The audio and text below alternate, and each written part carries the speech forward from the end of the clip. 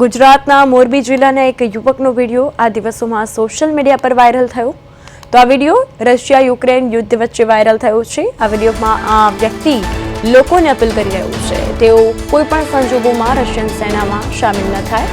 વ્યક્તિએ આરોપ લગાવ્યો કે કથિત રીતે ખોટા ડ્રગ્સ કેસમાં બ્લેકમેલ કરીને રશિયન સેનામાં સેવા આપવા માટે મજબૂર કરવામાં આવ્યો. આ વ્યક્તિની ઓળખ સાહિલ મોહમ્મદ હુસૈન તરીકે થઈ છે. કહેવામાં આવી રહ્યું છે કે સાહિલે આ વિડીયો યુક્રેનિયન સેના દ્વારા પકડાયા પછી બનાવ્યો છે. આ ખુલાસો એક ભારતીય વિદ્યાર્થીએ કર્યો છે. રશિયામાં અભ્યાસ કરવા માટે ગયો હતો, પરંતુ તેને જબરદસ્તીથી રશિયન સેનામાં સામેલ કરીને યુક્રેન બોર્ડર પર મોકલી દેવાયો.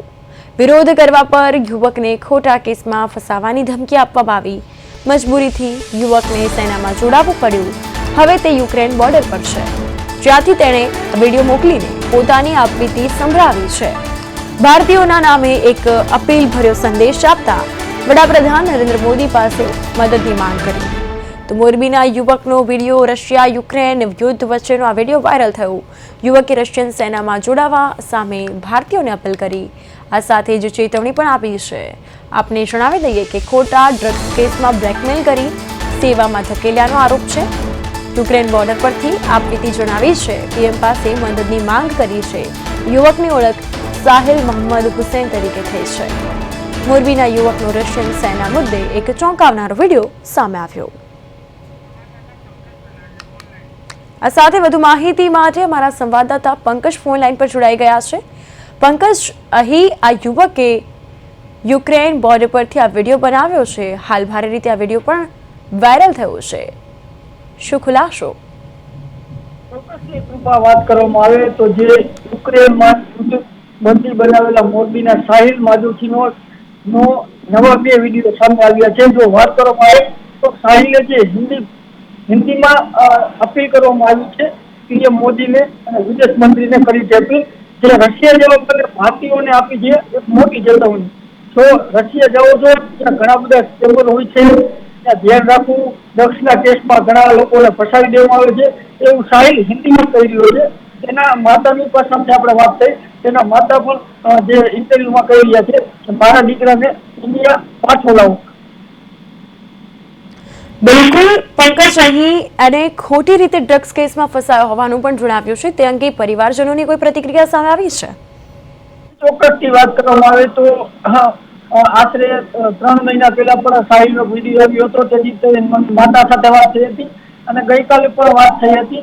હાલ તે ઇન્ડિયા લાવવા માટે પીએમ મોદીને અને વિદેશ મંત્રાલયને વાતચીત અને જે છે તે ચાલી રહી છે.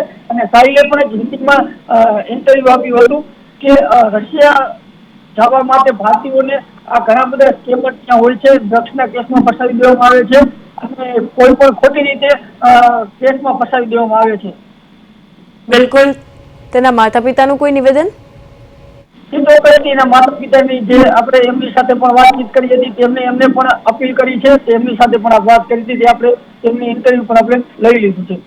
બિલકુલ. તમામ માહિતી બદલ આપનો આભાર.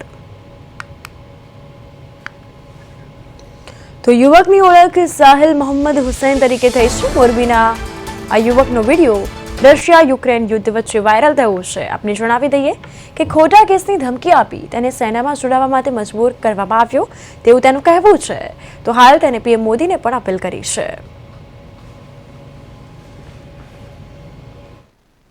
સાહિલના અત્યારે 2 વિડીયો આવ્યા છે સામે. એક હિન્દીમાં છે અને એક ઇંગ્લિશમાં છે. હિન્દી અને ઇંગ્લિશમાં બેયમાં એક જ વાત કરી રહ્યો છે કે મને આર્મીમાં રશિયન ગવર્મેન્ટ દ્વારા ધકેલવામાં આવ્યું હતું ને નાર્કોટિકના કેસમાં પણ મને ફસાવવામાં આવ્યું હતું. મારો કાંઈ વાંક નથી. અત્યારે હું યુક્રેનમાં છું. યુક્રેનથી આપણે સરકારને અપીલ કરી રહ્યો છે, આપણા વડાપ્રધાનને ને જયશંકરજી સાહેબને અપીલ કરી રહ્યો છે કે મને જલ્દીથી જલ્દી યુક્રેનથી ઇન્ડિયા લાવવામાં મદદ કરો. ને આપણી સરકાર પણ કરી રહી છે. અમે પણ દિલ્હી ગયા હતા 2 દિવસ પહેલા. અમે બધાએ મંત્રી જેટલા આપણા સાંસદ સભ્ય છે બધાને મળ્યા. અમે બધાને રજૂઆત પણ કરી છે, ઈમેલ મોકલા છે. અમને પૂરી આશા છે કે અમારી ભારત સરકાર સાહિલને જલ્દીથી જલ્દી ઇન્ડિયા લાવવામાં સફળ થશે. ને યુક્રેન યુક્રેનમાં જે આપણી ઇન્ડિયન એમ્બેસી છે એને પણ અમે ઈમેલ કર્યા છે, ફોન કર્યા છે, રજૂઆત કરી છે કે સાહિલની મદદ કરો. એ પણ એને આશ્વાસન આપ્યું છે ને જનવરી મહિનામાં જ યુક્રેનના રાષ્ટ્રપતિ ઝેલેન્સ્કી સર આવવાના છે. તો અમે એને મળવા માટે પણ ઈમેલ કર્યા છે ને એને રિક્વેસ્ટ કરી છે કે સાહિલને તમે ઇન્ડિયા મોકલો. તો આભાર રહેશે, અમે તમારા આભારી રહેશું.